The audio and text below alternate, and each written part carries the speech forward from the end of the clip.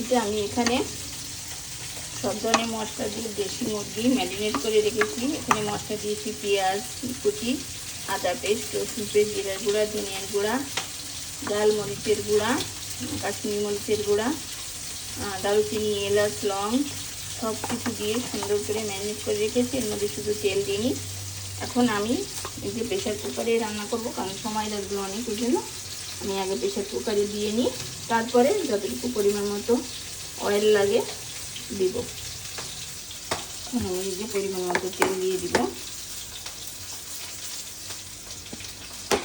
তেল দিয়ে সুন্দর করে আমি তেলের সঙ্গে মাংসটাকে সুন্দর করে মিশিয়ে নিব। আমার সুন্দর করে মিশানো শেষ। আমি এখন এই যে ডিশের মধ্যে আমার মাংসটা মাখানো ছিল সেই মধ্যে ধুয়ে পানি দিয়ে দিচ্ছি।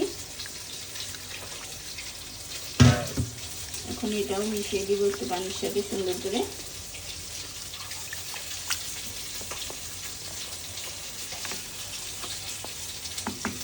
প্রেসার কুকারে ঢাকনাটা দিয়ে দিব।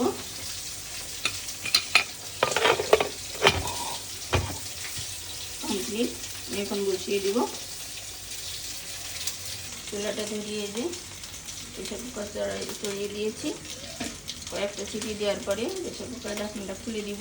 আর এই যে আলু ভাজি করে রেখেছি সুন্দর করে লবণ হলুদ দিয়ে, সেটা দিয়ে ওকে আবার আর 2 সিটি দিলে হয়ে যাবে।